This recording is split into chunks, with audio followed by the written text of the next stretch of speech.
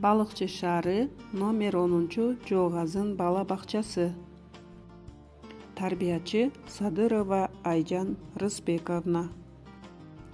12 декабрь көркөм адабият күнүнө карата ырыс алды ынтымак аттуу кыргыз эл жомогун ортоңку тайпанын тарбиялануучуларына айтып бермекчимин. Анда эмесе балдар, кунт коюп жомокко көңүл буралы.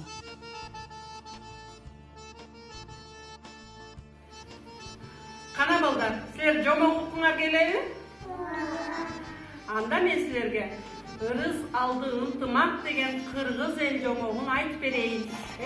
Көңүл буруп угабыз.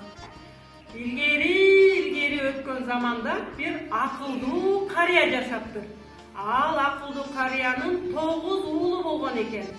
Бирок 9 уулу болгону менен балдары таптакыр ынтымагы жок, тентек, жалкоо балдар болгон экен.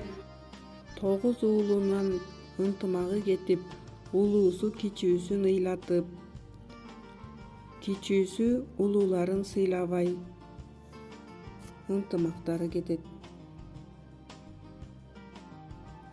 Алдына келген тамакты улууларга сунбастан кичүүсү өзү ичип алат.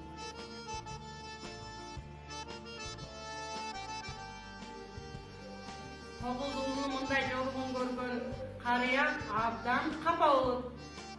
Кичүүсү улуусун сыйлабай, талашып, тартыша бергенин көрүп абдан ойго батып, бир күнү карыя тоого барат дагы табылгыдан бир боо кылып кесип келип, андан соң балдарын чакырып мындай дейт. Кана балдарым, мен силердин сылап көрөйүн. Металлны кимге сындырасыңар?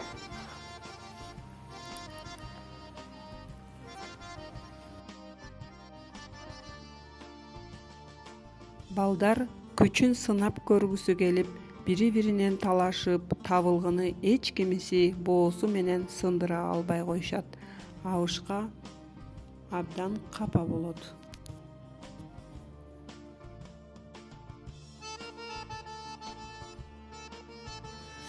Балдарынын жоругуна карыя абдан капа болуп, балдарына баягы табылгынын боосун чечип, бирден чыгарып берет. Балдарым, мен табылгыны бирден сындырып көрөчү.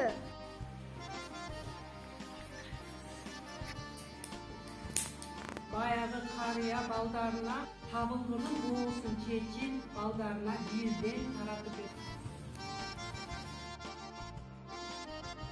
Балдары болсо табылгынын чарт-чурт эле сындырып, ортого ыргытып жиберишет.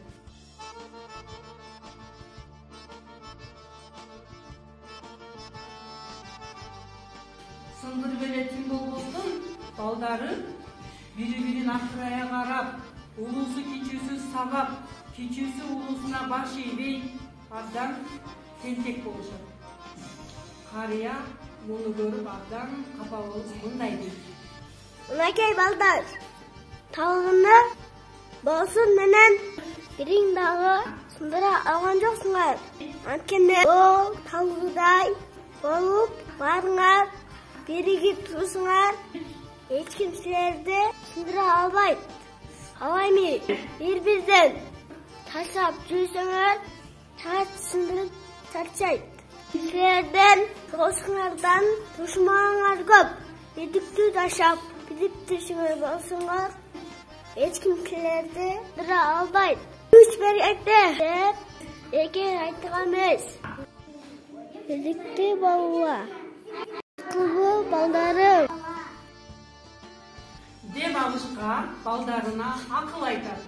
Балдары өздөрүнчө ойлонуп, кой, биз мындан кийин биримдиктүү бололу, ынтымактуу бололу деп ойлонушуп, атасына келип кечирим сурашат экен атасынан. Ата, бизди сиз кечирип коюңузчу. Бизди кечириңиз.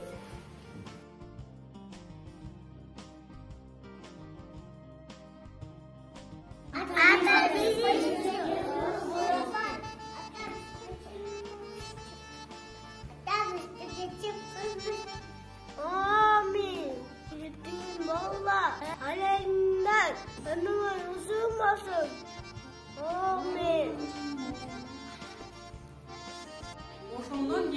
баягы карыянын 9 уулу абдан ынтымактуу болуп, оокаттуу болуп жашап калышыптыр. Байлыктары ашып, артап, байлыктарынан бейбечараларга жардам берип, бактылуу өмүр сүрүшүптүр. Алышка дагы балдарына абдан ыраазы болуп, бактылуу өмүр сүрүптүр. Ошондон кийин балдары дагы ынтымактуу, ыймандуу балдар болуп жашашыптыр. Силерге бул жомок жактыбы? Ушул балдардан кийин ырыс алды ынтымак деген сөз айтылып калыптыр. Силер дагы ынтымактуу болосуңарбы? Урушпайсыңарбы? Азаматсыңар балдар. Ошону менен бүгүнкү ырыс алды ынтымак деген жомогубуз аягына чыкты.